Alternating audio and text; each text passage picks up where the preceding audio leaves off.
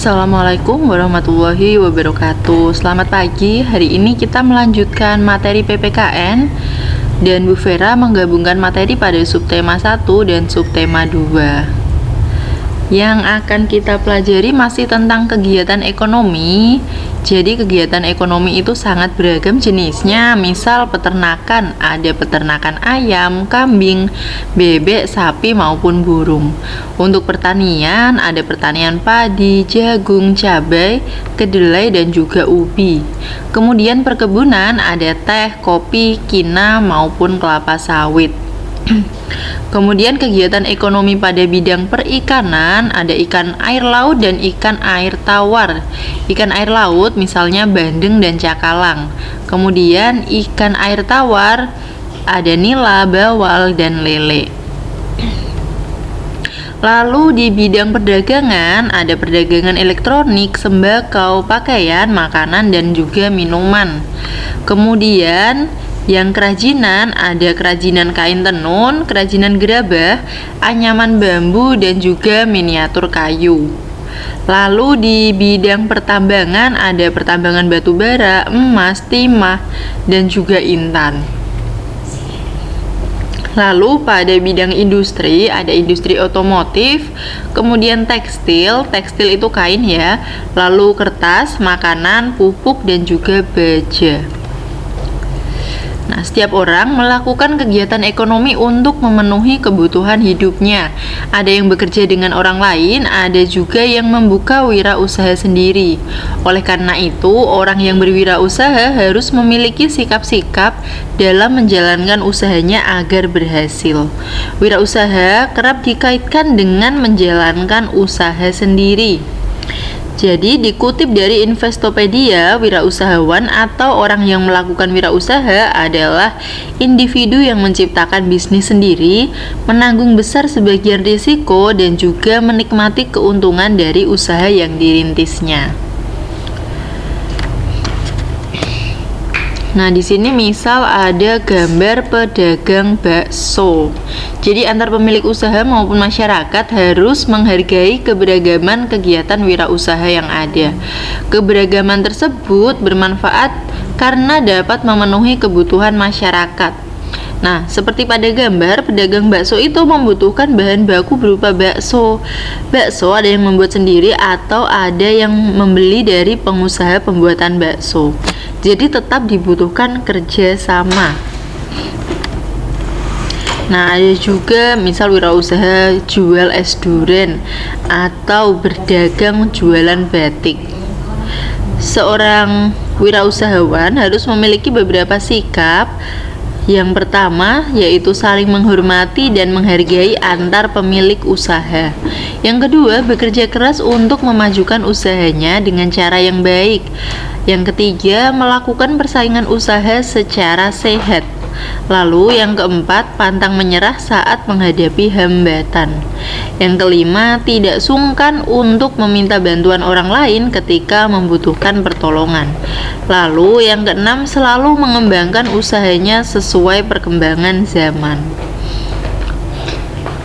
Selain sikap-sikap tersebut, para pelaku usaha juga memiliki sebuah tanggung jawab. Jadi dalam menjalankan usahanya, seorang pemilik harus bekerja keras dan memiliki semangat pantang menyerah.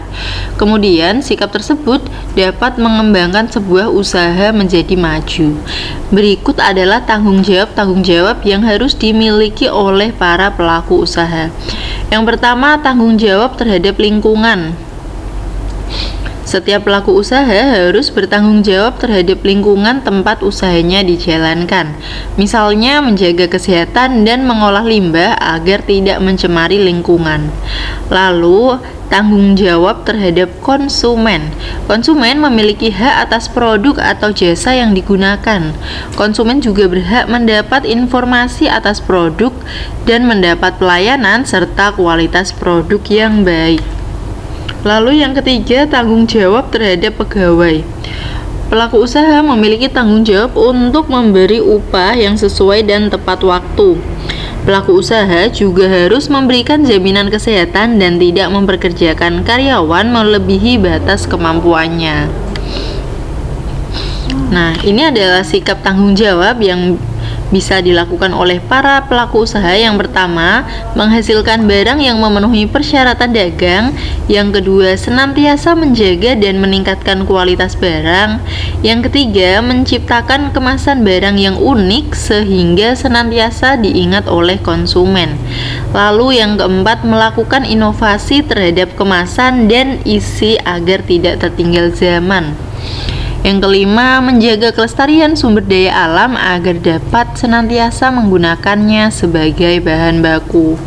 Yang keenam, mengurangi pengangguran dengan memberdayakan warga sekitar untuk bekerja dalam usahanya.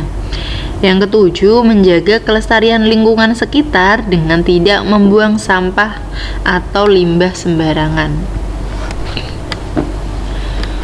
Nah, sebagai pengusaha makanan dan minuman, para pelaku usaha memerlukan kemasan untuk membuat produknya layak diterima oleh masyarakat. Nah, semakin baik kemasan suatu produk, masyarakat semakin menyukai barang tersebut dan akhirnya timbul keinginan untuk membeli. Selama berabad-abad, fungsi sebuah kemasan hanya sebatas untuk melindungi barang atau mempermudah barang untuk dibawa.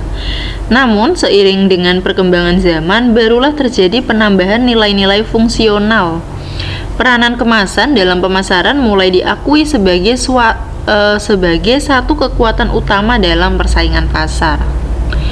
Lalu pada tahun 1980-an, persaingan dalam dunia usaha semakin tajam. Kalangan produsen saling berlomba untuk merebut perhatian calon konsumen. Bentuk dan model kemasan dirasakan sangat penting peranannya dalam strategi pemasaran. Di sini, kemasan harus mampu menarik perhatian, menggambarkan keistimewaan produk, dan membujuk konsumen. Pada saat inilah kemasan mengambil alih tugas penjualan. Secara umum, fungsi kemasan yang pertama yaitu untuk melindungi dan mengawetkan produk. Contohnya melindungi dari sinar UV, panas, atau kelembaban udara, benturan, serta kontaminasi dari kotoran atau mikroba yang dapat merusak dan menurunkan mutu produk. Yang kedua, sebagai identitas produk. Dalam hal ini, kemasan dapat digunakan sebagai alat komunikasi dan pengirim informasi kepada konsumen melalui label yang terdapat pada bagian luar kemasan. Yang ketiga, meningkatkan efisiensi, antara lain memudahkan penghitungan, kemudian memudahkan pengiriman, dan memudahkan penyimpanan. Selain itu, kemasan juga dapat berfungsi sebagai media komunikasi suatu citra tertentu. Contohnya produk-produk makanan, dari kemasannya orang sudah dapat mengenali rasanya. Walaupun tidak ada pesan yang ditulis pada kemasan tersebut, ciri pada kemasan dapat mengkomunikasikan suatu citra yang baik. Jadi, kemudian manfaat keberagaman wirausaha, karena di lingkungan sekitar kita banyak sekali orang yang memiliki wirausaha sendiri. Yang pertama, memenuhi kebutuhan manusia yang beragam jenisnya. Yang kedua, meningkatkan kesejahteraan masyarakat sekitar tempat wirausaha. Lalu, menciptakan inovasi baru yang bermanfaat bagi masyarakat. Bisa juga untuk mengurangi pengangguran dan membantu pembangunan nasional dalam bidang perindustrian. Selain itu, keragaman wirausaha meningkatkan persatuan dan kesatuan antar pemilik dengan warga sekitar. Nah, sekian dari Bu Vera, silahkan dikerjakan tugasnya. Selamat pagi, wassalamualaikum warahmatullahi wabarakatuh.